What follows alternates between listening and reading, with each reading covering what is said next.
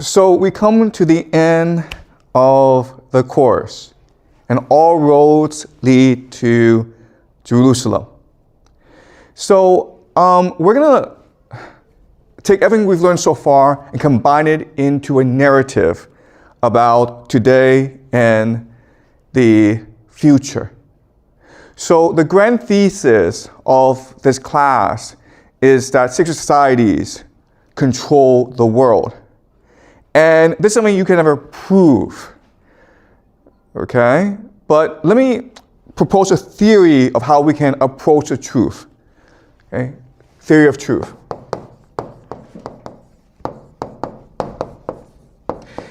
If you have a theory or an idea or a narrative, and it does these three things, then it approaches the truth.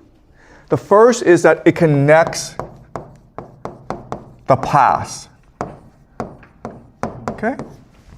So does it help us put the past, things that we know that happened in the past, into a coherent story that we can understand? Okay, that's test number one. Test number two is it explains the present. Does it help us better understand the world we live in? Okay? And the last and the most important is predicts the future. From this narrative, we should be able to make certain predictions about how events should develop. And if these events turn out to happen the way we predict, then we can be more sure that our theory of truth is correct. Now, let's be extremely precise. Just because things turn out the way that we predict doesn't necessarily mean that our theory is 100% correct, okay? Because it's really important to understand that correlation does not necessarily mean causation. Okay? So that's a caveat. No matter how well we predict the future, it doesn't necessarily mean that our theory is 100% correct. But our theory gives us a model to understand the past, the present, and the future. Okay? So, with very little evidence, I'm going to present to you a theory about how the world works. A story about how we got to where we are. And again, this is speculation. Some will call this conspiracy theory. And this is just meant to be a fun class. So take what I say with a grain of salt, okay? Ask good questions, doubt what I say. But what I'll show you is that this theory, even though it doesn't really make much sense and you may not believe it, it does help us connect the past, explain the present, and predict the future, okay? All right, so without further ado, let's go into this theory. So you remember Jacob Frank, who founded the Sabbatean Frankist movement, okay? And he will convert to the Catholic religion, and he will encourage his followers to also follow him into the Catholic religion and also to infiltrate secret societies. One of his friends, one of his patrons, is Mayer Rothschild, who is founder, of course, of the Rothschild banking dynasty, which we discussed last class. He will introduce Jacob Frank to another person named Adam Weishaupt in Bavaria, okay, in present-day Germany.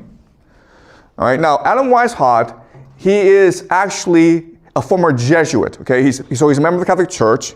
He's also a Jew, okay? And again, we don't have any evidence that these three actually know each other.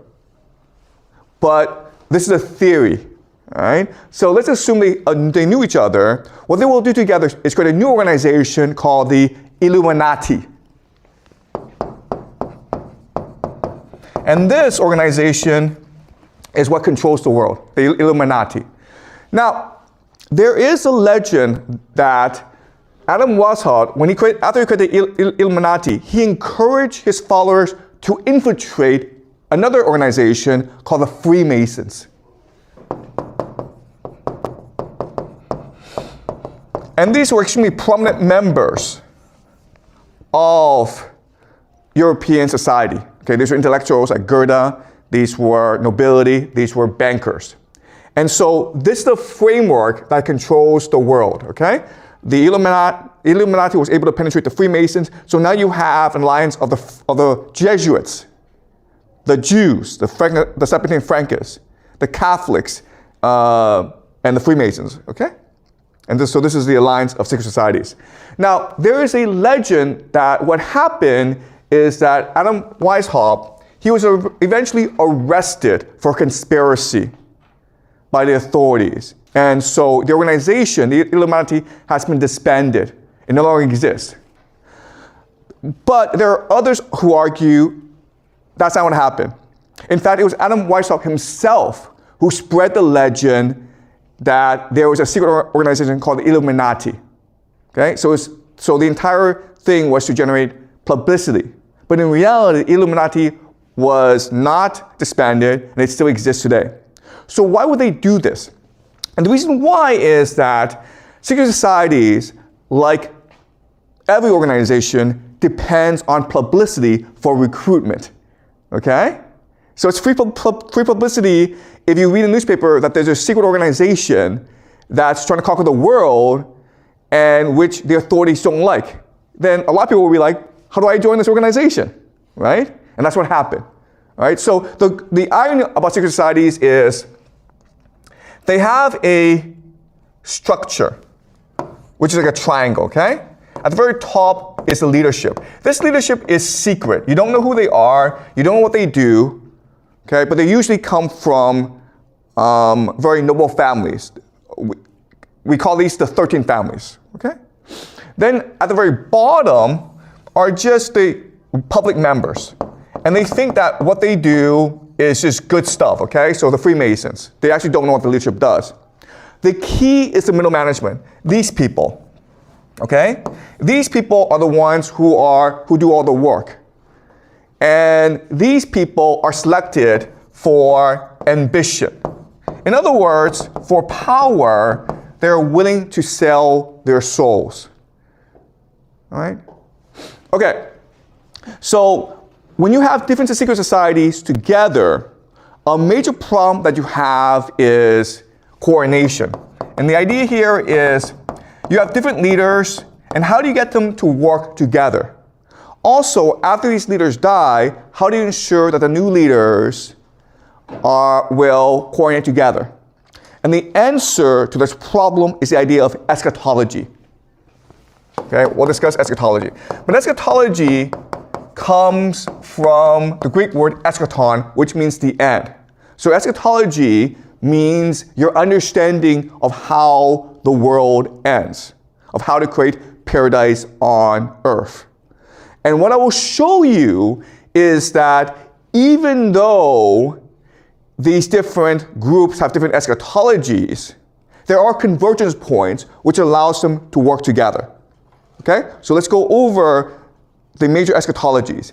And remember, what's really important to understand is that these eschatologies are often secret, they sometimes change, and the details will be different. So I'm going to present to you more or less a general understanding of different eschatologies, okay? So let's start with the easiest, which is a Jewish eschatology. What do the Jews believe? Well, the Jews believe that because they disobeyed God, because they worshiped false idols, because they sinned, they were expelled by God from their homeland, Jerusalem, to wander the earth, which creates the Jewish diaspora. But eventually what will happen is that a Jewish Messiah will emerge to take the Jews back to Jerusalem, okay? And he will reconstitute the nation of Israel. He will recreate Israel. And then he will rebuild Solomon's temple. Why? Because Solomon's temple is where God lives. And it is where the people of Israel make sacrifices to Yahweh in order to show their devotion to Yahweh. So Solomon's temple is really important. There will be something called the War of Gog and Magog, where basically the entire world unites against Israel. Okay? And the war of Gog and Magog will be led by the Antichrist, the anti-Messiah, the false prophet. We don't know what Gog and Magog represent, okay? What the Bible says is these are people from the north, but that could mean anyone. And certain Jewish scholars have interpreted Gog and Magog to represent Russia and Iran. Okay? This is important because of what's happening today. Okay? But of course, when it seems as though the enemies of Israel, Gog and Magog, when it seems that they are about to win, God will intervene and ensure that Israel wins. And this will usher in something called the Messianic age, when Israel becomes the most dominant nation on earth, when it becomes the light of nations, when it becomes the light of the world. Okay? Does that make sense? So that is the Jewish eschatology. And most Jews believe this. Then you have the Frankists. Okay? And the Frankists, Sabbatean Frankists, they make important changes to this eschatology. Okay? The first important change is the Jews believe that the Messiah will come when the time is right. So most rabbis believe that the Messiah will come in the year 6000 in the Jewish calendar, which is about the year 2040, in our calendar, which is about 200 years later. Okay, so still a long time away. But the Frankists believe that the Messiah has already come, right? Sabbatai Zevi. And then you have Jacob Frank. So they believe that, first of all, the Messiah is already here, okay, which means that the war can start. Second thing that they believe is that you don't wait for God to intervene. You can accelerate the Messianic age by sinning, right? Because by sinning, what you're doing is you are defying Satan. It's Satan who created this world. And by sinning, you're defying his laws, you're defying his authority, and this will create more chaos, and you will reveal how evil this world is. You will accelerate the collapse, okay, which will force God to intervene. And then during the Messianic age, what will happen is material pleasure. Okay, so rather than everyone being spiritually pure, we'll have a lot of sex. We will have feast. We will live forever. Okay? That's a Frankist interpretation of this eschatology. Okay? Does that make sense? Then you have the Christian Zionists. Okay? The Christian Zionists. I'll explain who the Christian Zionists are later on, okay? But what the Christian Zionists will do is they will take this Jewish eschatology but interpret it in a Christian context, okay? So for the Christians, they believe that yes, all this will happen, okay? The Jews will establish their Messianic age. But this is really the Antichrist system. Okay? The Antichrist, who is the Jewish Messiah, will establish a world government that will dominate the world. And he will establish something called the Mark of the Beast. Mark of the Beast is basically digital ID. Okay? So just think of a microchip in your forehead or wherever that, and so you can be tracked, you can be monitored. Okay? So basically an AI surveillance system. Okay? So this is what the Messianic age of the Jews will look like, but it's the Antichrist system. And eventually what will happen is that the people will rebel against Israel, and this will lead to something called the War of Gog and Magog. Okay? And when it seems as though Israel is about to be defeated in the Battle of Armageddon, okay, what will happen is that Jesus will return. Jesus will return, second coming, and he will take all the Christians to heaven. It's called the rapture. And then he will kill a third of the Jews, a third will convert, and this will usher the Messianic age, okay? So this is the Christian interpretation. It's called Christian Zionism. But as you can see, what's really important is the Jews first achieve their eschatology before the Christians can achieve theirs.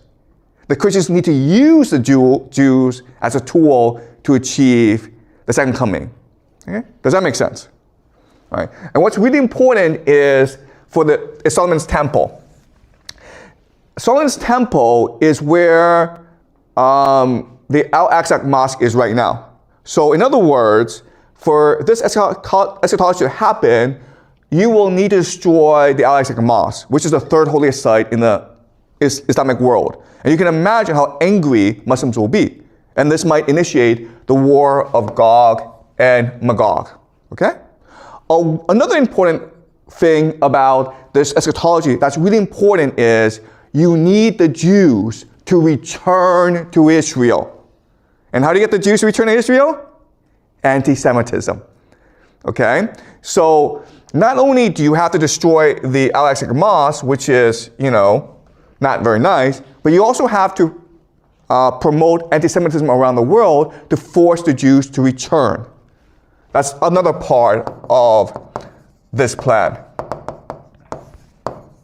Okay? As you can see, this is not a nice plan. It causes a lot of death, it causes a lot of suffering, causes a lot of persecution, but both Jews and Christians believe that for the Messianic age to come, there has to be an age of tribulation, there has to be the Antichrist, there has to be the war of Gog and Magog. Okay, there has to be Armageddon, basically. All right, so is this making sense? Okay, this is the eschatology, which is a script, which is a plan that these societies must implement in order to achieve heaven on earth. The last people I want to talk about are the Freemasons. Okay? The Freemasons believe that they are, the Freemasons believe that they are of the Enlightenment. Okay? Freemasons. And they practice a new philosophy called deism. What makes deism different is that it's an Enlightenment philosophy. So the idea is that God did create the world, the universe. That's why we are here. But then God left. And now, because of free will, free choice, we can do whatever we want. Okay? And our mission is basically to achieve godhood through science, through open debate, through rational thinking. And what are the signs of godhood? How do we know that we've become God? When we're able to do three things, okay? The first thing is to warp reality. Okay? To basically manipulate the essence of matter. And we've been able to do that because of something called the nuclear bomb. Right? So we've achieved that. So in other words, the nuclear bomb was a Freemason project to achieve godhood. But not only that, after they achieved the nuclear bomb, they had to use it to show that they are God, right? Because as we discussed before, at the end of World War II, the Americans were firebombing Japan. The war was over. They didn't have to drop the bomb, but they dropped the bomb in Hiroshima and Nagasaki. Okay? That's number one. Number two is they need to kill a king to show that they are God. Because the king is divinity, right? God gives birth to kings, only gods can kill a king. And who did they kill? JFK. Okay, again, this is conspiracy theory, okay? And the third thing, which a God does, is create life. Okay? And this is something that they haven't done yet. But we can imagine what this is. This is AI. Okay? So these are the three missions of the Freemasons. And they've achieved the first two. They've warped reality by creating a nuclear bomb. They've killed a king, JFK. And the third thing they want to do is create life, which is AI. Okay? In fact, we can also guess where this AI will take place. Why? Because let's look at a map. Okay? Let's look at a map. This is the equator. 33 degrees north of the equator are four places. Okay? Now 33 degrees is very important in Freemasonry. There are 33 degrees in Scottish Rite Freemasonry. It's a very sacred number. All right? So 33 degrees north of the equator, you have 4 places. The first place is Trinity Site, New Mexico in America, which is where they tested the atomic bomb.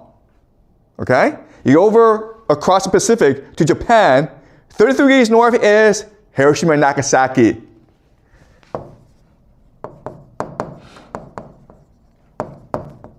All right? 33 degrees north in America is Dallas, Texas, where they killed JFK. So the last mission of Freemasons to achieve their vision for the world is creating AI, right? Now the question is, where would they do it? And the answer is 33 degrees north of the equator, right? And where's that? Jerusalem. So this is the end game, guys. The Freemasons will create artificial intelligence in Jerusalem, and this will become the world government. Again, this is just conspiracy theory. Don't believe this. This is just for fun, okay? But if it happens like this, then that's interesting, okay? But that is the grand plan, to create a world government in Jerusalem. And where's the center of this world government? Solomon's Temple. Because the Freemasons believe that their founder was the one who created Solomon's Temple. So by recreating Solomon's Temple, you close the circle, okay?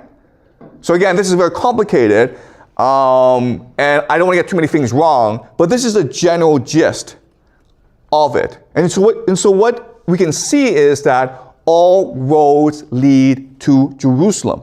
Now that is the case, okay, then this helps us to understand certain things about the world that otherwise don't make any sense.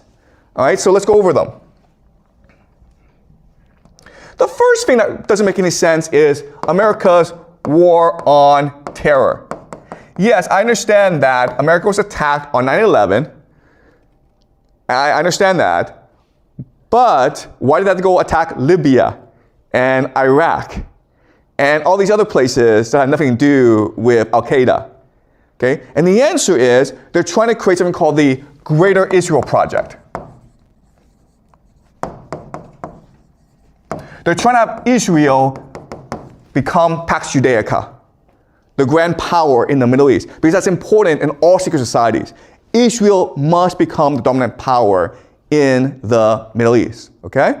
So this helps us understand why the War of Terror happened the way it did. That's number one. Number two is, right now, America is threatening to attack Iran. Why would they do that? Because in order for Pax Judaica to come into being, Iran must be taken out of the equation. Iran must be destroyed. Then, if that were to happen, there would be no challenger to the power of Pax Judaica, okay? Does that make sense? All right. The third thing is Silicon Valley and AI. So right now, you have AI, ChatGPT, which doesn't really do anything, okay? It makes cool images on your computer and helps you cheat in school, okay? That's about it. Doesn't really do anything else. And if you don't go to school, then you're like, why am I using ChatGPT? Okay? And you're not gonna pay a lot of money for it. So AI, it's a dead end. But at the same time, all around the world, everyone's spending billions, trillions of dollars on data centers, right? So everyone's putting money into AI. But then you're like, well, how can you make money off that? If you think the answer is for you to use AI, well, it's hard to make money off that. But if the answer is to create an AI surveillance state, that makes a lot more sense, right? So what is a surveillance state? Very easy, guys. We have it in China, okay? It's digital ID and digital currency. And the idea is that everything you buy, everything you do will be tracked. And so they can create a profile on you. And this profile will tell the government who you are, how you behave, what you think. Not only that, the government can also manipulate how you think, how you behave. Okay? And this is, of course, called the mark of the beast. Right? And so that's what Pax Judaica is. Pax Judaica is a global AI surveillance system. Okay? It also helps us explain immigration in Europe. Okay? Because the war on terror, you've sent these millions of refugees from Libya, Syria, Afghanistan, Iraq into Europe, which is causing a lot of conflict in Europe. Why would that happen? Well, for Pax Judaica to come into being, you need to destroy the world. Okay? So, I'm not saying this is true, but I'm saying that if the goal is Pax Judaica, it does help us connect the dots. It helps us explain why things are happening the way they are. Okay? Also, the last thing is anti-Semitism, okay? So you may have noticed, if you're online, people don't like the Jews. And this is like out of nowhere.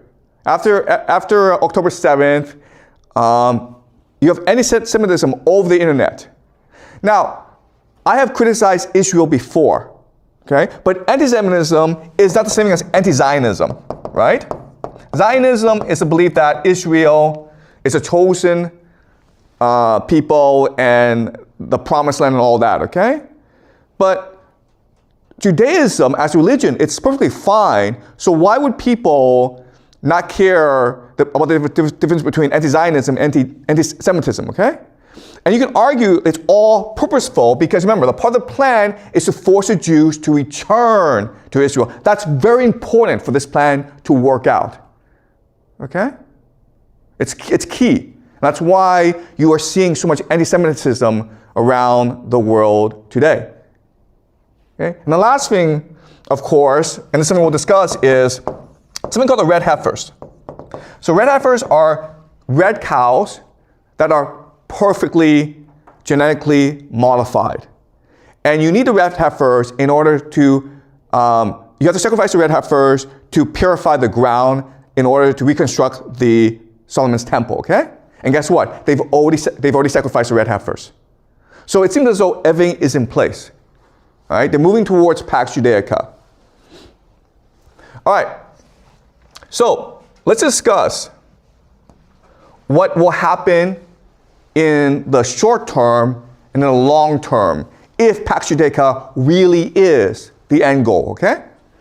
So when you have Israel fighting wars everywhere, okay? The main enemy right now is Iran. In Europe, you have the Europeans about to go to war with Russia in Ukraine. America right now is threatening to attack Venezuela, okay? South America. You have 10% of the US Navy in the Caribbean, and they're about to attack Venezuela.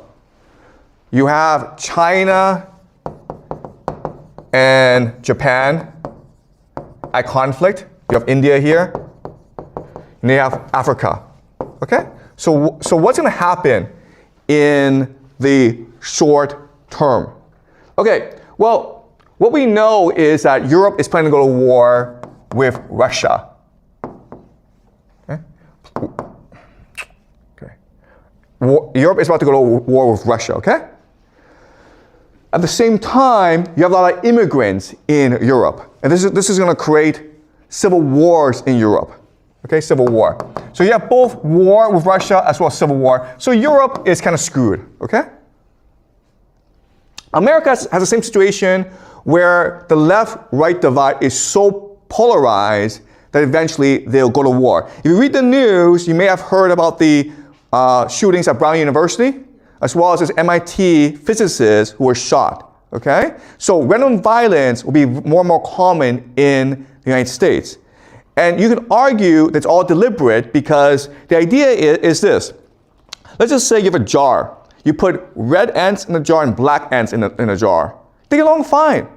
But you take the jar and you just shake it up, and now they're at war with each other, okay? That's what's happening where the left and right, they really don't like each other. They don't talk to each other, and they refuse to engage in debate with each other. But they're not going to fight each other unless there's violence, in which case their tribal mentality takes over and they start killing each other, okay? So we can expect civil war in the United States. Then you're going to have the Americans start to attack Venezuela and possibly other countries in South America. So America is in for a bad time, okay?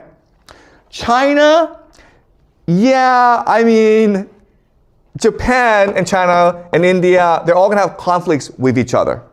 But also what we should expect is that America starts to embargo China, meaning America uses its sea power to block China from accessing resources from overseas.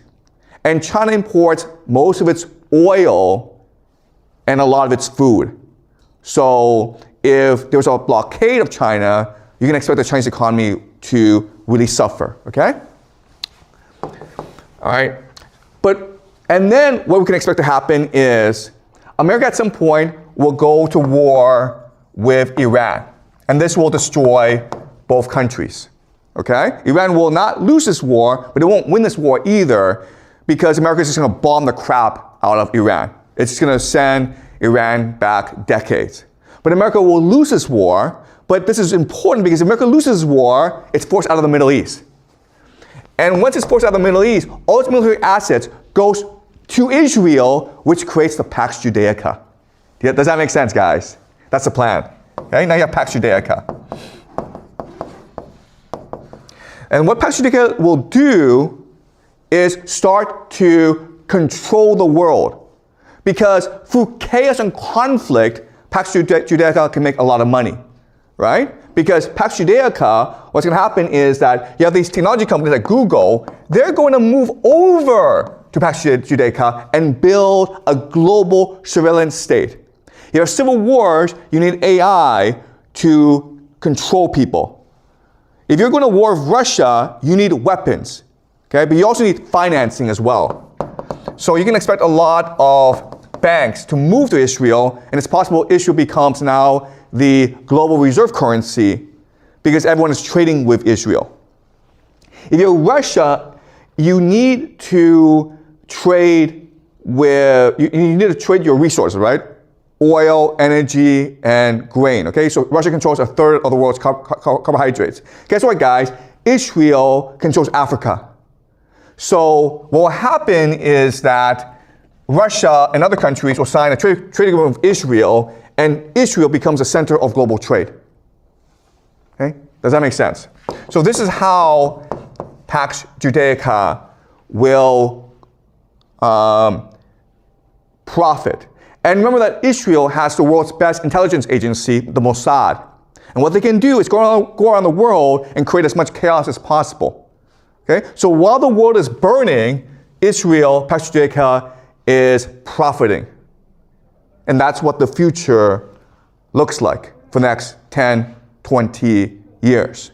And this will, of course, lead to the rise of the Antichrist, who will take control of Pax Judaica and force the world to eventually attack Israel in something called the War of Gog and Magog. And this will, of course, lead to the second coming of Jesus. So that's a grand plan, okay? All right? Any questions? Does it make sense to you guys? I know it's evil. And you know what? I could be a complete idiot, okay? I could just making all this up. But you have to ask yourself 3 questions. Does it connect to the past? Does it explain what's happened in the past? Does it explain what's happening today? And will these things happen in the future, okay? So we haven't lived through the future yet, but you can see the trends. Yeah, Vincent? Yeah, go ahead. Okay. Like you said that AI, they will, God, create lives and create AI at Jerusalem. But I think, ChatGPT, they already create AI in Silicon Valley. Okay. ChatGPT is not AI. It's an LLM, okay? Artificial intelligence is a thinking, conscious, sentient force. That's like God. So they're trying to create God in Jerusalem, okay? Out of Solomon's temple. Does that make sense? Okay? Any more questions before we go to the PPT? But you guys understand what's happening, right? Okay, let's go to the PPT. And again, guys, it's all just speculation on my part. I have no idea what will happen, okay? Like everyone else. Okay? All right, guys, the Promised Land. This is the Greater Israel Project. Okay? This is what Yahweh promised to Abraham in the Bible. As you can see, it's pretty huge. It's the entire Middle East. It extends from the Nile to the Euphrates in Iraq. Okay? It's a huge area. And if you say the Israelis want to achieve the Greater Israel Project, they call you a conspiracy theorist. So like, we don't want that, okay? But explain two things to me. First of all, why is the Greater Israel map on a chevron of an IDF soldier, okay? These are soldiers, Israeli soldiers, and they wear the insignia of the Greater Israel Project, okay? This is the map. Also, if you look at the flag of Israel, there are two blue lines, right? These represent rivers, the Nile and the Euphrates. All right? So if it's a conspiracy theory, then how do you explain these two things?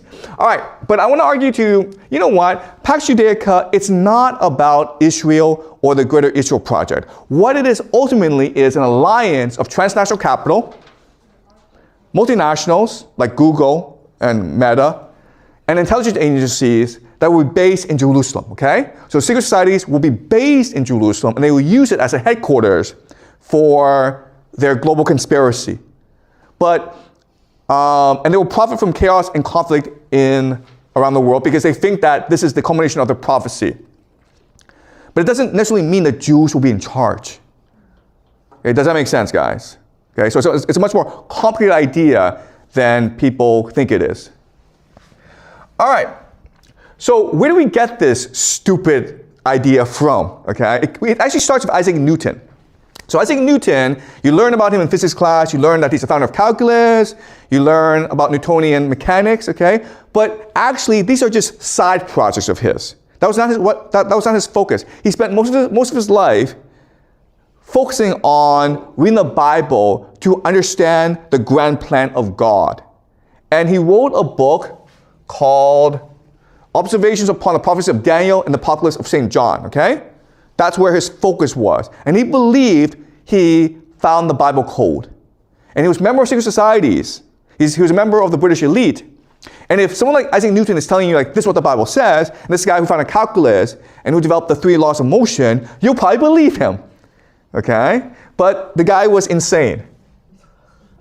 All right, so what he did was he's looked at certain sections of the Bible and put them together into a story about, okay? And so this is Ezekiel 37. And so Ezekiel 37 says that the Lord God tells the prophet Ezekiel that, yes, I've scattered the people of Israel, but now I bring them back together. And then I will make your nation great. I will make flowers bloom. I will make your city prosperous, okay? And this is all in the Bible. Ezekiel 38 says that eventually there'll be a war of Gog and Magog, when Gog and Magog will come invade Israel, but God will come and defend Israel, and he will destroy Gog and Magog. And if you read the Bible, we don't have time to read the Bible, but it's really violent language. So the Israelis believe that for heaven to come, there first must be hell on earth. All right, so Newton's plan to force second coming, okay? And this becomes the basis of Freemasonry, right? Freemasons were really invented in order to promote the second coming plan. The Freemasons were first in England, but then where did they go? They went to America. Many of the founding fathers of America, including Benjamin Franklin, George Washington, were Freemasons. So America was founded in many ways to achieve this plan, okay? So what's the plan? Well, you have to first reconstitute the nation of Israel and make it prosper, okay? It's really important that it becomes very wealthy. And in fact, Israel is one of the wealthiest countries in the world. You have to have the Jewish diaspora return to Israel, and that means you promote prosperity, but you also have to promote a Jewish conspiracy. So while you're letting the Jews get rich in the West, you're also promoting the idea that the Jews control the world. Okay, it's all part of this plan. You have to rebuild Solomon's temple. You have to have the war of Gog and Magog. You have to have the Antichrist. You have to have Armageddon. Okay, and this will force Jesus to return and usher in the millennium age. Okay, does that make sense? That's a grand plan.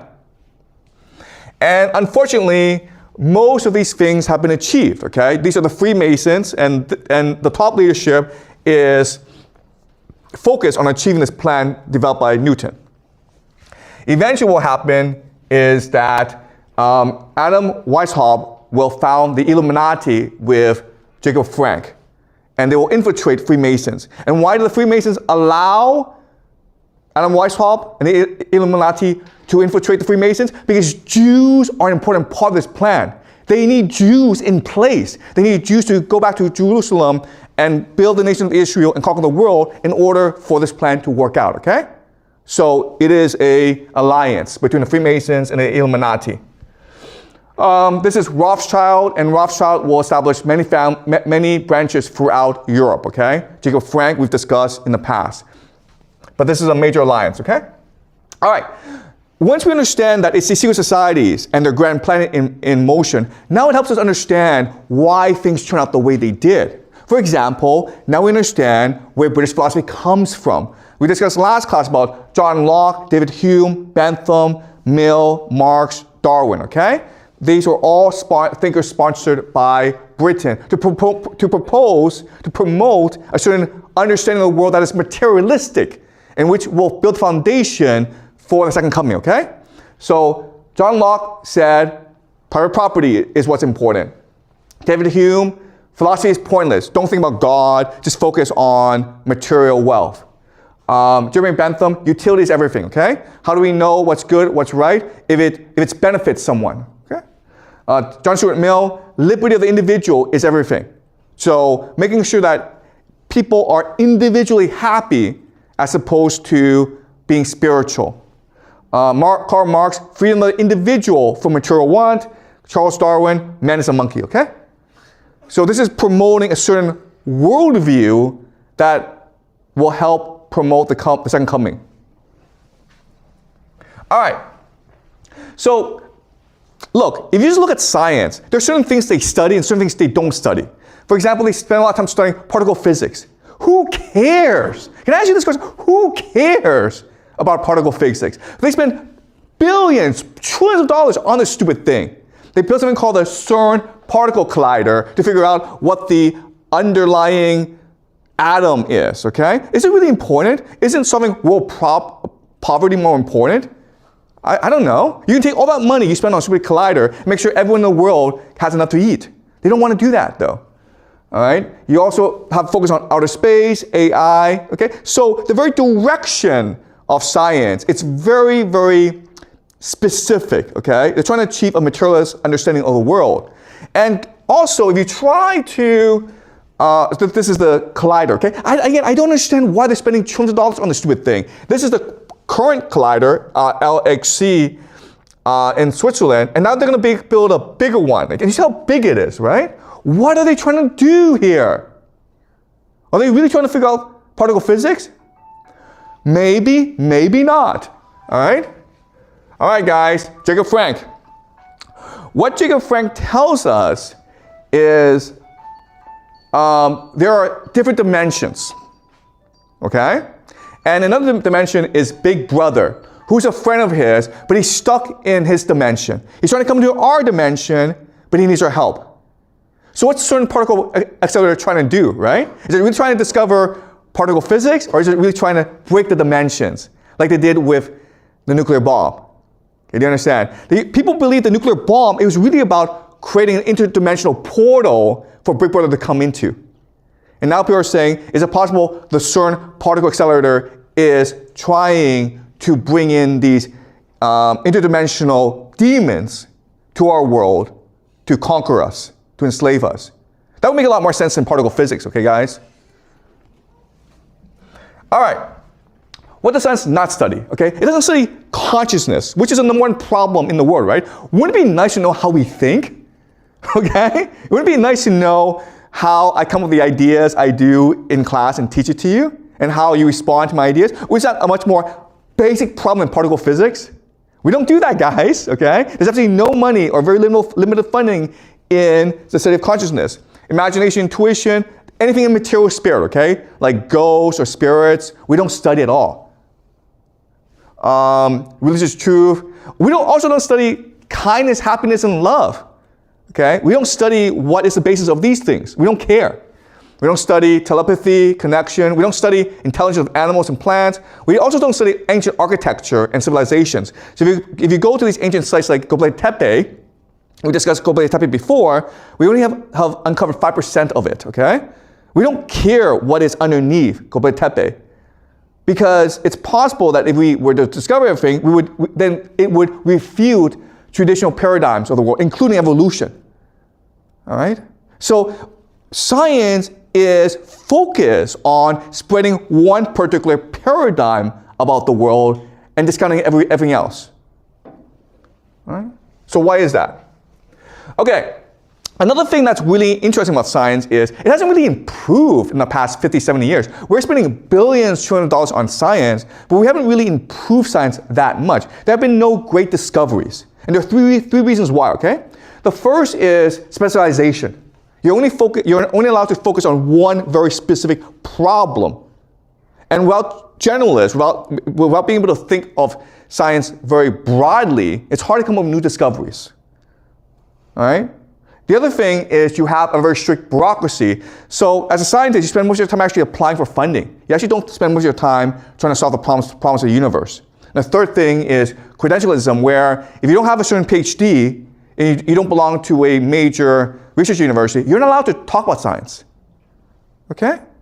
So because of these three reasons, it's hard to do science. It's hard to discover truth. And that's the intention. The intention is to prevent people from discovering the truth of the world. Okay? Now, science is not very good at creating new things, but it's very good at faking things. Okay? It's very good at faking things. Also, guys, it's possible they might fake something else, called an alien invasion. Science is very good at that. It's not good at creating spaceships, but it's good at faking spaceships, okay? There's a difference. All right, so this is Thomas Kuhn, and he wrote something called The Structure of Scientific Revolutions. And he just says it's natural for paradigms, new ideas, it takes a very long time for paradigms to take shape. But then if that's the case, how do we explain Einstein? The moment he proposed relativity, boom, he's famous, world famous, okay? How do you explain Darwin? The moment he proposed evolution, boom, he's world famous. It's really strange like this way, okay? And so one explanation is secret societies control the world, they have a certain eschatology, and they are promoting things that push their eschatology forward. And that's how the world works, okay? So you think, okay, all right. We also discussed last class the idea of con and speak, written by this Jew in Britain who becomes the first Jewish prime minister, Benjamin Disraeli. And it's about how Jews control the world. And we were like, why is this happening? And I said, because it's part of the plan. Because not only are Jews supposed to prosper in the West, but people are supposed to think that they are part of a grand conspiracy, okay? Because the end goal is anti-Semitism and force them to return to Israel. Okay? All right. So, with this plan in motion, obviously these secret societies cannot themselves come out and propose this plan. They're secret societies. Okay? So they have different individuals do this for them. This is Theodor Herzl, who is considered the founder of Zionism. The idea of Zionism is that Jews deserve their own homeland, preferably in Palestine, okay? Current day Israel. And he wrote a book called The State for the Jews, okay? And it was heavily promoted in 1896. You also have something called the Schofield Bible, okay? Which is to take Newton's plan and turn it and then explain how the Bible and the plan work together, okay? And this is called premillennial dispensationalism. Okay, don't worry about the idea, okay? Okay. All right. So 1917, you have Lord Rothschild, okay? Balfour, the British government is sending a letter to Lord Rothschild saying, I have the pleasure of allowing you to create a homeland for the Jews. Okay? So again, this is part of the plan where the British want to create Israel, but they're blaming the Jews for it, okay? They're saying, it's the Jews who want to create Israel. Okay, so in 1948, they create the nation of Israel. Okay, this is Theodore Herzl. And remember, okay, the nation of Israel, it is not part of this grand plan. It's what the Jews aspire to. It's what the Jews want. It's all initiated by the Jews, okay? This is really important. Okay, now, one thing that they say, one thing that the Israelis say is that we deserve Palestine because this is what God promised to us in the Bible. We are descendants of the Israelites. We are Hebrew. We're all one blood. Now, the great thing about Jews, okay, and this is why I have tremendous respect for Jews, is these Jewish intellectuals, they are first and foremost committed to the truth. So this is Arthur Kessler, okay, who is a Jewish intellectual. And he wrote something called the 13th Tribe. In this book, what he tells us is, this is nonsense, okay? The Jews, most of them don't come from Israel. They don't come from the Middle East. They come from Ukraine, okay? And this is called the 13th Tribe. And it explains what happened, okay? So, Amber, could you read, please? All right, could you read this passage, okay? At the beginning of the 8th century, the world was polarized between the two superpowers representing Christianity and Islam. So these two powers are the Byzantine Empire as well as the Abbasid Caliphate, okay? Their ideological doctrines were welded to power politics pursued by the classical methods of propaganda, subversion, and military conquest. The Khazar Empire represented a third force, which had proved equal to either of them, both as an adversary and an ally. But it could only maintain its independence by accepting neither Christianity nor Islam, for either choice would have automatically subordinated it to the authority of the Roman emperor of the Caliph of Baghdad. Okay, so do you understand this idea? It's very simple. You have these three powers in Eurasia. You have the Byzantines, and you have the Abbasids, okay? Byzantines are Christian. The Abbasids are Muslim. And these are the two dominant religions. And the Khazars think they're a power, and if they convert to, right now they're pagan, if they convert to Christianity, they now have to obey Byzantine. If they convert to Islam, they now have to obey the Abbasids. So they don't do either, okay? So they pick another religion, which is Judaism, right? And it makes sense because Judaism is the first religion. It is from Judaism in which you have Islam as well as Christianity. And therefore, Judaism is superior. And therefore, we Khazars are superior, okay? So this makes perfect sense, right? Keep on going. There had been no lack of efforts by either court to convert Khazars to Christianity or Islam, but all they resulted in was the exchange of diplomatic courtesies, dynamic intermarriages, and shifting military alliances based on mutual self-interest. Relying on its military strength, the Khazar kingdom, with its hinterland of vassal tribes, was determined to preserve its position as the third force, leader of the uncommitted nations of the steppes. Okay. So the Khazar Empire is very ambitious as well. Okay, it sees itself as a great power. Eventually, it wants to unite the different tribes of steppe nations and conquer the world. But to do that, it needs its own distinct identity. So it's not going to convert to Christianity or Islam. All right, keep on going. At the same time, their intimate contacts with the Byzantium and the Caliphate had taught the Khazars that their primitive shamanism was not only barbaric and outdated compared to the great monotheistic creeds, but also unable to confer on the leaderships the spiritual and legal authority which the rulers of the two theocratic world powers, the Caliph and the Emperor, enjoyed. Yet the conversion to either creed would have meant submission the end of independence and thus would have defeated its purpose. What could have been more logical than to embrace a third creed, which was uncommitted towards either of the two, yet represented of the venerable foundation of both? Yeah, okay, this is a very simple idea. Monotheism is very important because the idea of one God gives ultimate authority to one person, which allows for the creation of empire, right? Otherwise, every God is equal and you have like a lot of gods. So it's important to have one God. You have three religions that celebrate one God. You have Islam, which is doing very well. You have Christianity, which is doing really well. You have Judaism. And no one's practicing Judaism, so let's just take it for ourselves. Really simple, okay? So this was a mass conversion of an entire people to Judaism, okay? Does that make sense? All right, and so this is what the map looks like. As you can see, it's a huge area. This is Ukraine, okay? Modern day Ukraine, the Khazar Empire, then you have the Byzantines, and you have the Abbasids. And the Khazars saw themselves as equal to both. They want to maintain a separate identity. Okay, they don't want to be consumed by either empire.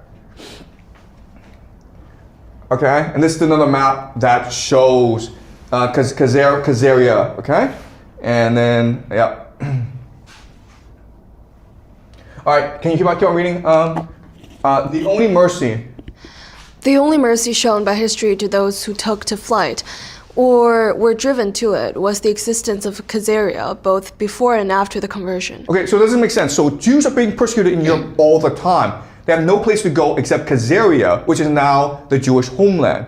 And the Jews know about Khazaria because they're traders, they're merchants, they're part of the diaspora. So information is spreading about Khazaria, and they all go there. And these Jews are heavily intellectual, and so they bring their cultural practices to Khazaria. Also, we discussed this before. What is a Jewish person? A Jewish person is not someone who is born Jewish. A Jewish person is someone who reads the Bible and accepts the cultural practice of the Jews. And therefore, it's really easy to become a Jew.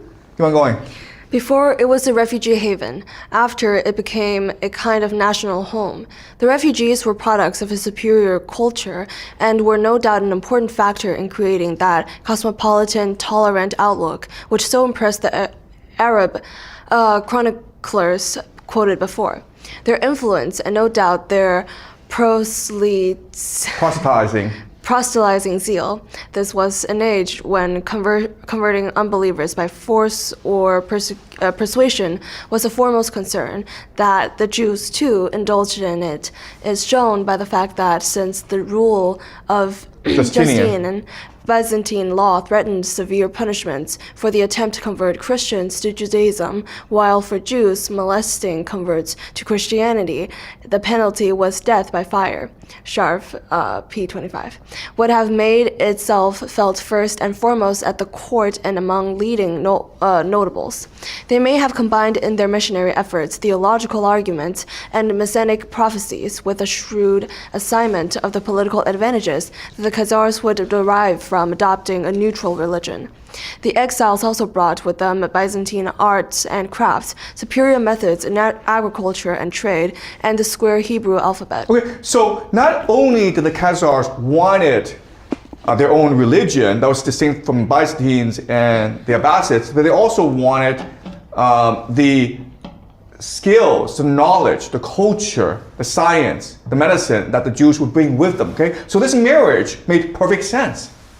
Okay, so from a logical perspective, this makes complete sense. Unfortunately, you're not allowed to discuss this, okay, because it's embarrassing for the nation of Israel. They're not saying this is not what happened, because there's a lot of evidence to suggest this is what happened. They're saying you're not allowed to discuss this. Okay. All right, can you keep on reading? That's ethnically the Semitic tribes. Ethically, the Semitic tribes on the waters. Okay, sorry. So Khazaria is around for a long time, a few centuries, but then eventually they become conquered by the Mongols. And the Mongols are ferocious. They're killing a lot of people. So these Khazarians have no choice but to immigrate over to to Eastern Europe, okay? And they become the European Jews. All right? And so what Kessler is going to do is he's going to show evidence to suggest that they all came from one place. All these different European Jews, they have similar cultural practices, which means they originate from a similar place, okay? Keep on going. Ethnically. Ethnically, the Semitic tribes on the waters of the Jordan and the Turco-Khazar tribes on the Volga were, of course, miles apart. But they had at least two important formative factors in common. Each lived at a focal junction where the great trade routes connecting east and west, north and south intersect, a circumstance which predisposed them to become nations of traders, of enterprising travelers, or rootless cosmopolitans, as hostile propaganda has unaffectionately labeled them. But at the same time, their exclusive religion fostered a tendency to keep themselves and stick together, to establish their own communities with their own places of worship, schools, residential quarters, and ghettos, originally self-imposed, in whatever town or country they settled. This rare combination of wanderlust and ghetto mentality, reinforced by messianic hopes and chosen race pride, both ancient Israelites and medieval Khazars shared, even though the latter traced their descent not to Shem, but to Japheth. So genetically speaking, the Khazarians and the Israelites have nothing in common, okay? But they share similar culture. And that's who we ultimately are. We're products of culture as opposed to genes, okay? These are Karaites in the Crimean, in basically Ukraine, okay? And as you can see, they're Jews, and they practice the Khazarian version of Judaism, okay? The first impression, okay? The first impression one gains is a striking similarity between certain privileged positions held by Khazar Jews in Hungary and in Poland in those early days. Both the Hungarian and Polish sources referred to Jews employed as mint-masters, administrators of the royal revenue, controllers of the salt monopoly, tax collectors, and moneylenders, i.e. bankers. This parallel suggests a common origin of those two immigrant communities, and as we can trace the origins of the bulk of Hungarian Jewry to the Magyar-Khazar nexus, the conclusion seems self-evident. Okay, all right, thank you. All right, so does this make sense? Okay, there's a lot of evidence to suggest like the Khazars were Jews. And this is really important to understand because guess what? The Khazar Jews, they will take over Europe, okay? And you have three different types of Jews. You have the Sephardic Jews, which basically are the Jews who were expelled from Spain, okay? These are real Jews. You have the Mizrahi Jews who were in the Islamic world. Again, these are real Jews. The blue, these Ashkenazi Jews, they're not real Jews. They're converted, okay? This is something you're not allowed to discuss at all, even though the evidence is so stark. The other issue with the Ashkenazi is that they make up 80% of all Jews in the world today, okay? And so you go to the issue and it says like, we're here because this is what God promised to us. That's nonsense. But again, you're not allowed to discuss this, even though, again, the evidence is stark, all right? All right, so this conspiracy also helps us, again, explain the JFK assassination, okay? As well as, so this is the book King Kill. You can read it online for yourself. It's by Downer and Hoffman. And it goes into why the Freemasons would want to kill JFK, the sort of ritual sacrifice ideas behind it, okay? 9/11, all right? Why did 9/11 happen? Because it's all part of this grand plan. 9/11 happened because America needed to go to the Middle East and destroy the Middle East to create Pax Judaica. And that's exactly what they did. Again, Al-Qaeda is, yes, I understand Al-Qaeda did 9/11, but then why did you have to go destroy Libya? Why did you have to go destroy Afghanistan and Iraq and Syria, okay? So, and the last place that they need to destroy is Iran in order to achieve the Pax Judaica project, okay? ISIS, guys, ISIS is, you know, these fanatical Muslims, and they hate Israel, but they never attacked Israel, Okay? They've never ever in their history attacked Israel. That's why they're probably controlled by the Mossad. Okay? And these guys go around and destroy the entire Middle East. But they never attacked Israel. Okay? Really strange how this happens. Okay? And all this war on the terror, what it does is it creates all these millions of migrants to Europe, which is destabilizing European society. And these societies, look, Libya was once a middle-class, prosperous society, and now you have these slave markets. You've got these millions of Africans who are sold as slaves in Libya. It is in anarchy now. Okay, so 2015, you have all these immigrants going to Europe, and the Europeans are like, we don't want these immigrants because what are we going to do with these immigrants? They're poor, we don't have the money, we don't have the system in order to accommodate these immigrants. And Angela Merkel, who is the leader of Europe at this time, the German chancellor, she says, we can do this, guys. We can do this. And it has become a dumpster fire, okay? And like, guys, in 2015, everyone knew this was going to happen. Everyone knew that if you brought in millions of immigrants who did not speak English, who did not share European cultural values, and who didn't have much education, this would happen, okay? Europeans are not as open as the Americans are. Okay? And even these immigrants are causing problems in America, right? And at no point did the Europeans say, screw you, America. You did this to us. At no point. Okay?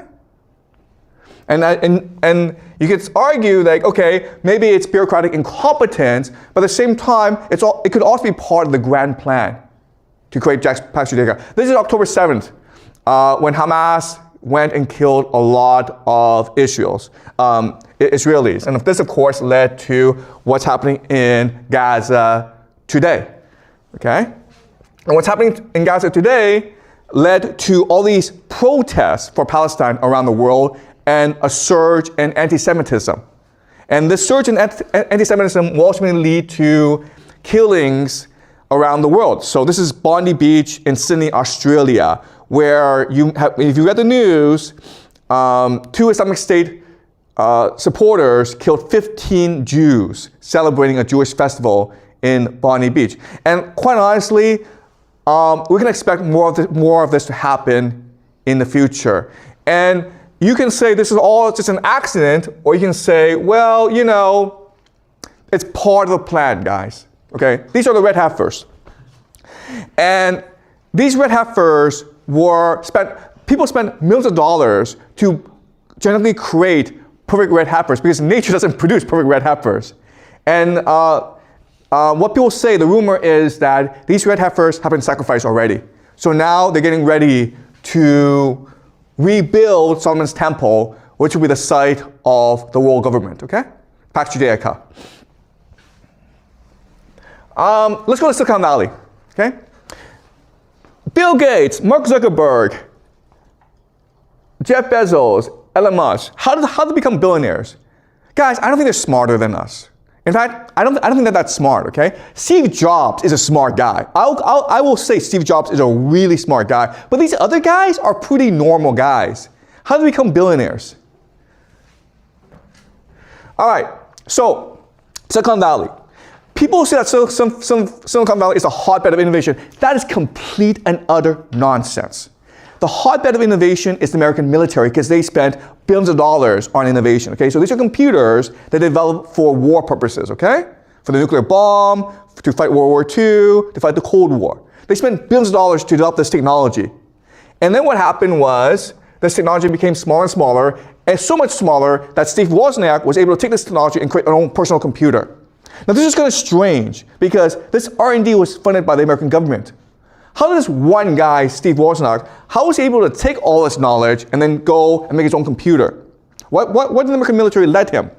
In fact, what's really strange is that while Steve Wozniak was building his own computer, which will become the Apple computer, he was working for Hewlett-Packard. In other words, everything he did should have been the IP of Hewlett-Packard.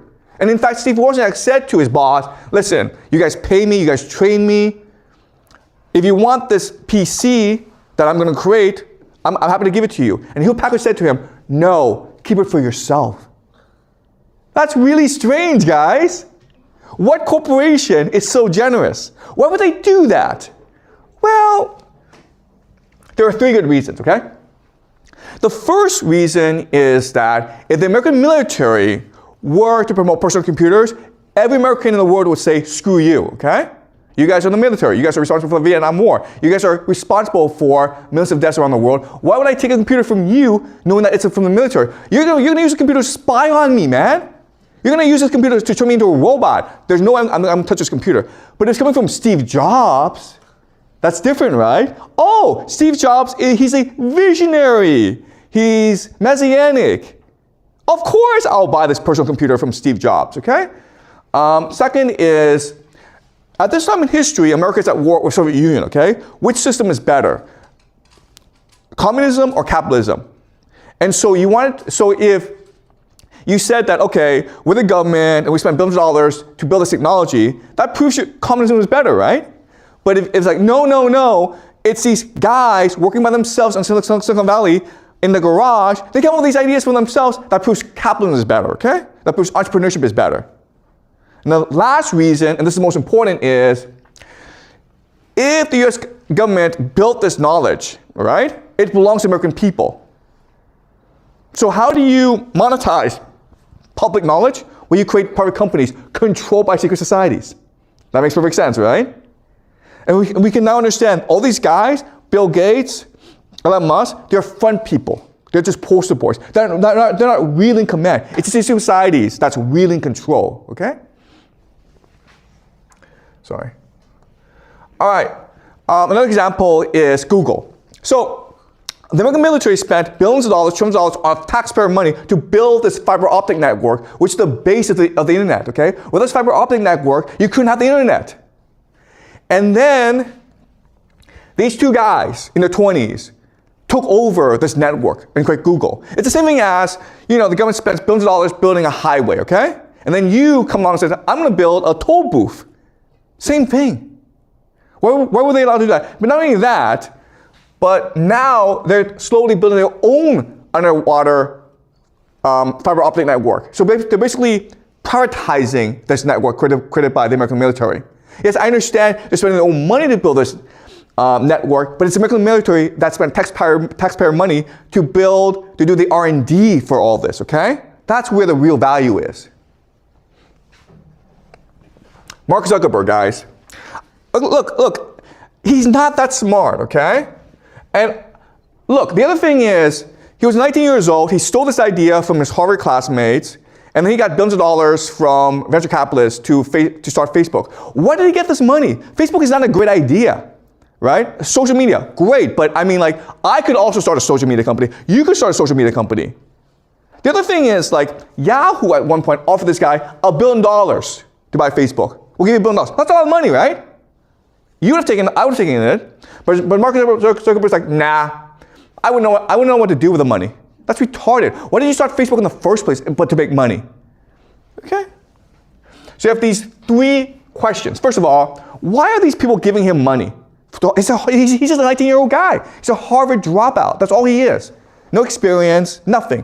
Second question is, if you're someone who's that young and you succeed so much, you would suffer from hubris, from ego. You make a lot of mistakes, right? The guy's never failed in his life. The third thing, of course, is I understand why Amazon, Google, and Apple are successful, okay? Apple has Steve Jobs. Google controls the world search. Amazon controls buying things, right? What does Facebook do? It doesn't do anything, right? So how can we explain why Mark Zuckerberg is so successful? Well, there's actually an explanation. This, guys, okay? It's all part of it's possible, okay? I'm not saying it is true, but it's all part of the grand conspiracy to create an AI surveillance state, which is what Pax Judaica is. This guy, okay? They look the same. They look exactly the same. They are the same. They look like clones of each other. No personality, no ideas of their own. They're just robots. How did they become so successful? Right? And OpenAI, guess what, guys? Makes no money, but at the same time, they get trillions of dollars from investors to build data centers. Okay? And these data centers allow you to make really nice pictures and videos online that do nothing, okay? Why is all this money being spent except one day to create a surveillance state, okay? That's what makes sense.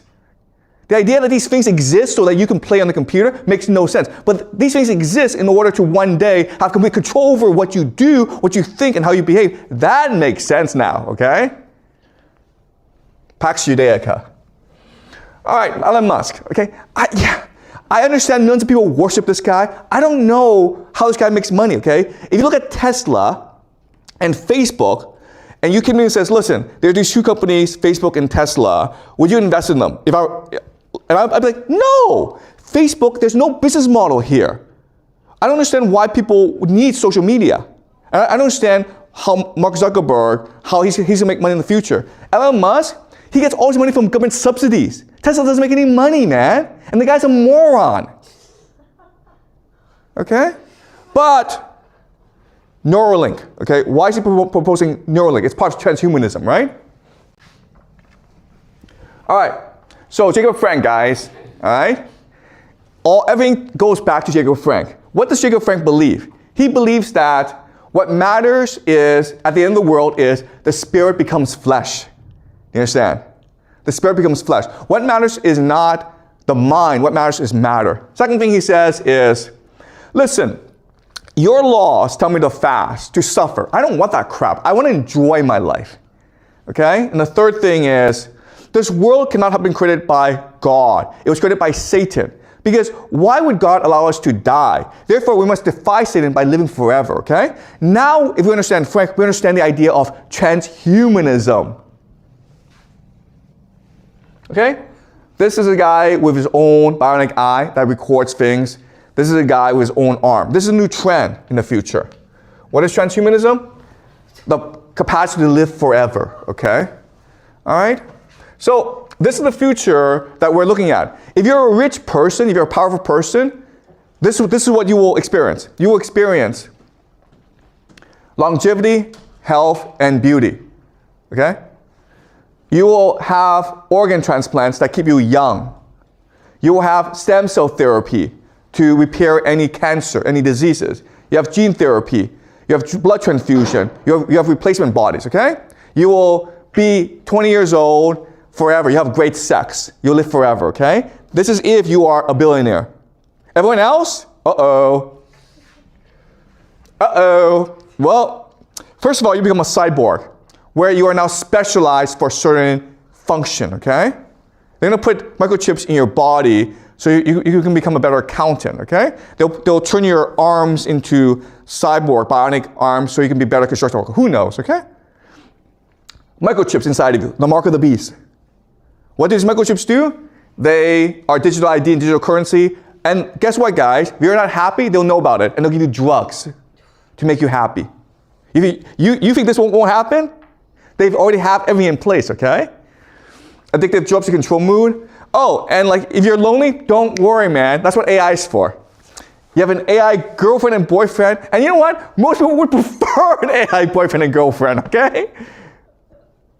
Okay? And then it'll be an individual matrix where you live in your own world. So think of World of Warcraft, but in the real world, okay? Where everyone who's your friend, your entire family, it's all just AI generated.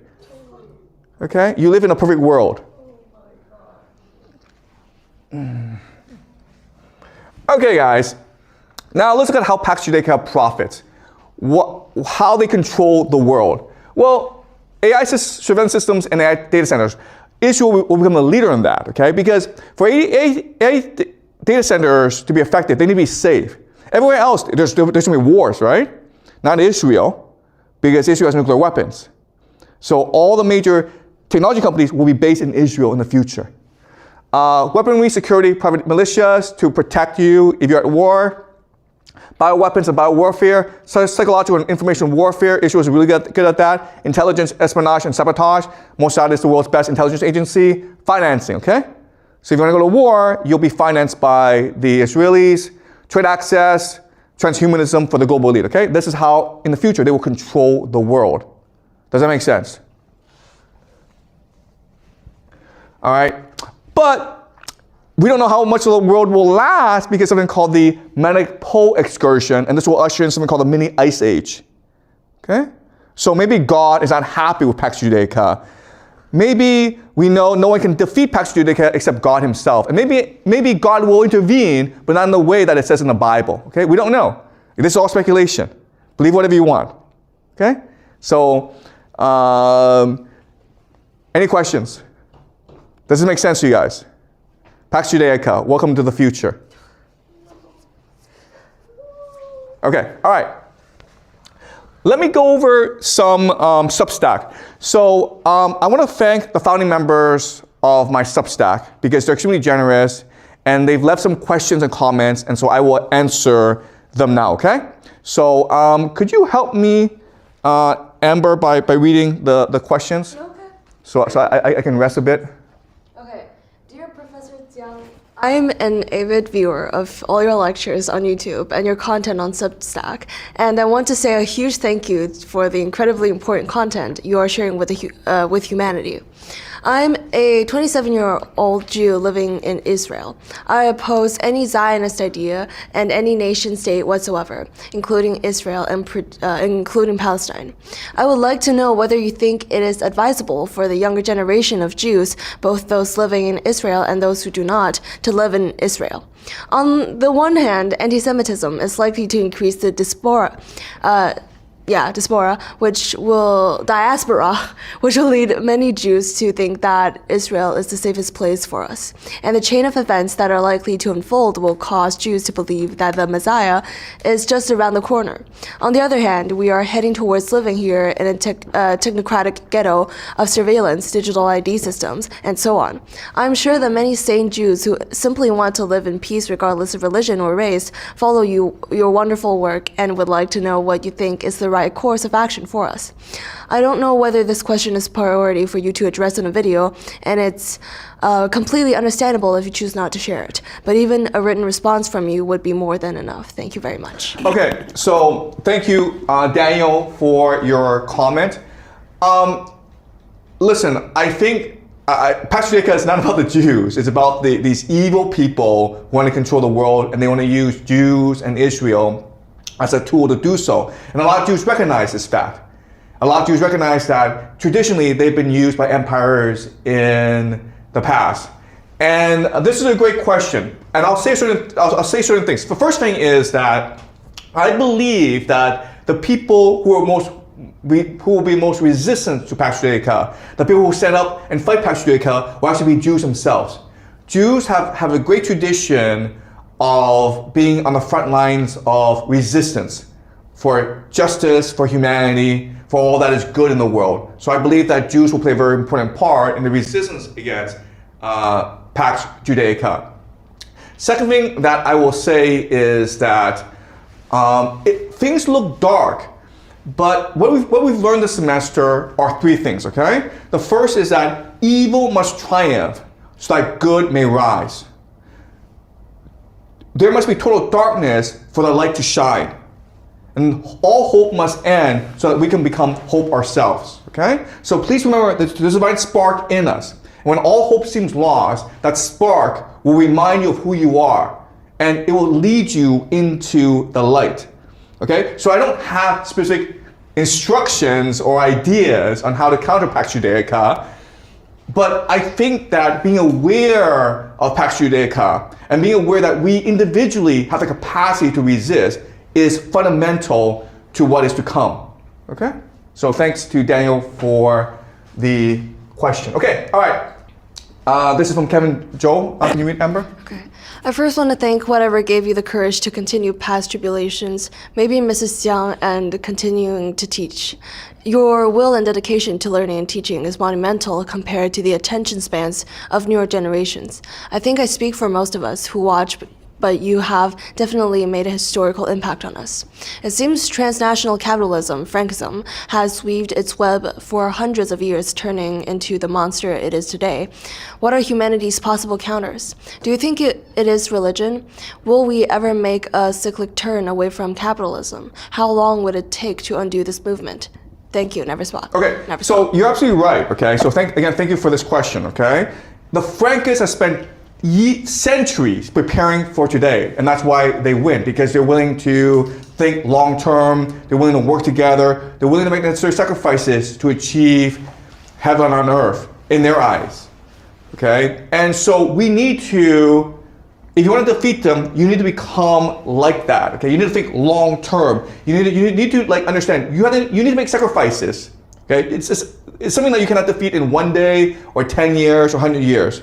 You have to like believe in yourself, you have to believe in humanity, and you have to respond by working hard or making sacrifices, okay? By learning, all right? So that's the only way forward.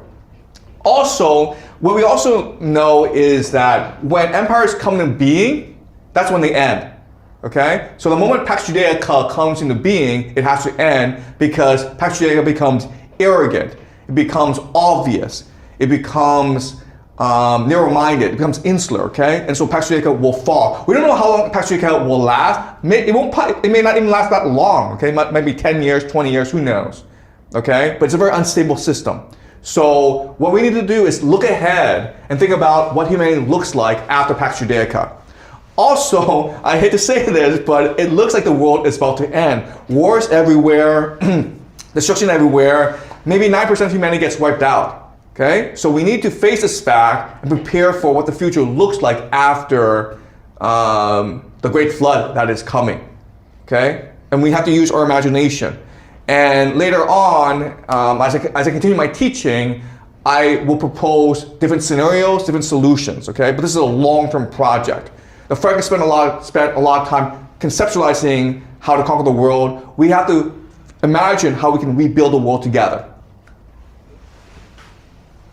All right, this is from Wild Enkidu. You speak a lot about the monad and Gnostic teachings. Do you see this as a possible emerging major religion? Can it be? It seems like these massive expansion, like the Bronze Age, Muslim conquest, and implosions like the Bronze Age collapse, and the French Revolution that repeat throughout history are almost the way civilization matures for those who participate. The same way a person grows from facing the overcoming trauma. Are societies who participate in a collapse and come out the other side better off for it? Lastly, who are your favorite English language poets apart from Milton? Okay, I'll answer the last question first. I was an English major at Yale, okay, so I know about English poetry. Milton is definitely my favorite poet. Then you have John Keats. William Shakespeare is also really good, okay?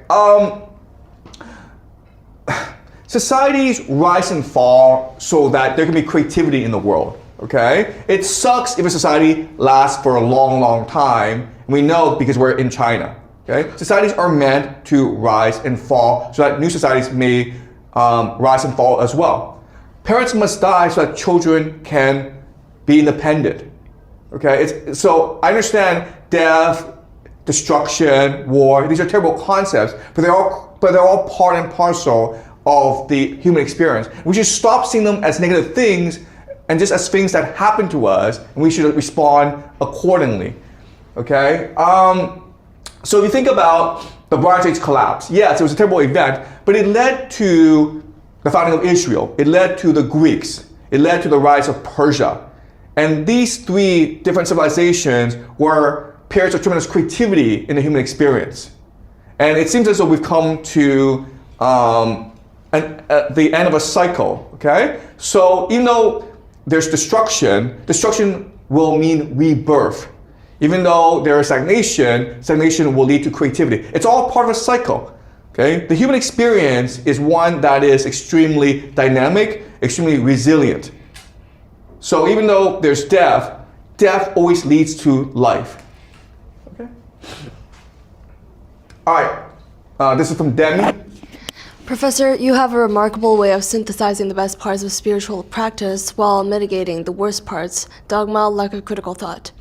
Was there a moment in life where you had your spiritual epiphany? I imagine Dante's Inferno helped. Okay, so I think that my superpower has always been my capacity for self-reflection. Ever since I was young, I've been able to stare in the mirror and look at who I am and said, this is who I am, this is what I like about myself, this is what I don't like about myself. So I'm constantly in a process of self-reflection and self-rejuvenation and self-invention, okay? I've done it all my life, okay? So I was a poor immigrant in Toronto. I was bullied a lot when I was young. I didn't like that, so I worked hard, got into Yale, and then after I got from Yale, I thought that I would succeed in this world. I didn't succeed, so I looked at myself in the mirror and I recognized that there were limitations to my Yale education, and I changed that, okay? I started to reinvent myself. I did a lot of things that were experimental, but which I am forever thankful for. For example, I did stand-up comedy for a time. I did skydiving. I did parkour. So I am constantly in the process of self-exploration, self-reflection, and self-reinvention, which is what leads to creativity. Okay, so I wouldn't say there's a particular moment when my life changed. I would say that, oh, I've always been like that. Okay, 5 years from now, I'll probably be a different person from I am today. I'm not content with just being who I am. I'm constantly looking to improve myself. And that means constantly engaging in a process of self-reflection, but that means also engaging in a process of self-doubt and sometimes even self-hatred. Okay? So even though, like online, I'm famous and people appreciate my teaching, I don't really care about these things, okay? For me, what's important is, am I improving? Am I being creative? Am I contributing to the progress of humanity? These are the questions that animate me, okay? And I love Dante, by the way. Everyone should read Dante. And next semester, I'm teaching the great books, and we'll spend a lot of time on Dante, okay? All right, keep on reading. Hi, Professor. I've always loved history, and it's been a blessing finding your teachings. I wish I had a class like this in school. Growing up with a Zionist mother, from that perspective, I thought what you spoke of would never really happen. I try to help combat Zionism and those oppressed, but it feels hopeless. Do you think there is any possibility to change or stop what is currently happening? Or has Zionism embedded into many aspects of society? Okay, Zionism has won out because the people who believe in Zionism are the ones who are willing to make most sacrifices, the ones who are the most energetic, who are willing to work together to achieve this vision. So an example is, if you look at all these wealthy societies in the world, there's only one wealthy society that has a fertility rate above replacement level, and that's Israel. Okay? It's above 2, possibly 3. Every other nation is like 1 or 1.5, okay? So it shows us that regardless of how we feel about Israel and Zionism, people in Israel love being Israeli, and they want a better future for the nation, and they believe in a better future for the nation. Young people making the sacrifice necessary to have a family shows you the health, vitality, and energy of a nation, okay? But at the same time, and I keep on saying this, when Zionism has become an empire, when it becomes Pax Judaica, that's when it will fall very quickly. And I also believe that a lot of Jews, a lot of Israelis don't want an empire. They just want to live normal lives. And the fact that they become the center of the world, the fact that they're causing all this war, chaos, and conflict around the world to benefit from, a lot of them are going to rebel, okay? So I can imagine that once Pax Judaica it comes into being, you're going to have a massive civil war throughout Israel. All right? Okay, Dan? What is your favorite food, and what can we expect or not between semesters and over the break time? Thank you for all the great lectures this semester. Okay, my favorite food is Japanese. I love sashimi. But I also just love food in general. I'm Cantonese, so I just love eating in general. They say that Cantonese people live to eat. Okay, and that's certainly true for me. Okay, so after this class, I go on a 2-week break. And then I come back to teach 2 classes, game theory and geopolitics. So what we'll be doing is looking at current events and using game theory to understand how and why they're happening, okay? So we'll be looking at things like Venezuela, Iran, Israel, okay? So that'll be a fun class. I'll also be teaching the great books. So we'll be looking at Dante, Homer, Plato, Shakespeare, Milton. Okay, so 2 weeks, there'll be 2 week break, but in January, we start 2 new classes and they'll be fun, they'll be interesting. I hope that you enjoy them, okay? All right, this is from Oz. It's been a pleasure to read and listen to your work. The education and contextual framing is super interesting. I am especially inspired by the original works you quote, which illustrates how well read you are. I'm sure you have already heard this, so I'm hoping that writing a book is already on your radar. Half of the works is done, and you have a proven audience. Start with putting all your transcripts and essays into AI with some guidance and ask it to create a book. Then you can iterate. All you will need beyond that is perfecting citations and ensuring there are no errors. But that won't change the messages you have brought to life. Okay, so thanks Oz for the encouragement. I am planning to write a book. Okay, now I've written many books in the past before. I published 2 books, so I know the book writing process. I have an agent, so it won't be hard for me to publish a book. And as Oz says, I do have an audience. I do have a global audience. Tens of thousands who would love to read the book. But I want to create the best book possible. So that requires meditation, that requires discussion, that requires experimentation. So I understand the book writing process. And the way I write books is different from how others write books. Okay, I have lots of writer friends, they're extremely successful. I can't do what they do. I mean, they spend like 10 hours a day writing books. I am much more imaginative, I'm much more intuitive. I like to take long walks in the park and just play around ideas. Okay, so I will write a book. I am very efficient. When I set a goal, I go and do it, but I want to write the best book possible for everyone. I see myself first and foremost as a writer. Most people see me as a teacher, but I'm first and foremost a writer. And so I want to take tremendous pride in whatever I produce. I want this book, no matter what I write, to stand the test of time. I want people to read it 100 years from now, okay? I love reading books, I love books. Books to me are just as alive as people. When I read books, what makes me, what makes me distinct as a reader is, when I read books, I'm able to perceive or go into the soul of the person, okay? That's why I know Jacob Frank so much. When I read Jacob Frank, I'm like, I understand how he thinks, okay? I'm not judging him, okay? He's an evil guy, but I'm not judging him, okay? But I know how he thinks, I know how he feels, I know why he's doing what he's doing. And that's what allows me tremendous insight into history. And that's why I'm able to create really interesting content for everyone. So I love reading, I love writing. If I'm gonna produce a book, if I'm gonna write a book, I want it to stand the test of time. I want people to read it and be forever changed by it. Okay? All right, so that is it. Thank you so much, guys. Next semester, we start game theory and geopolitics. Okay.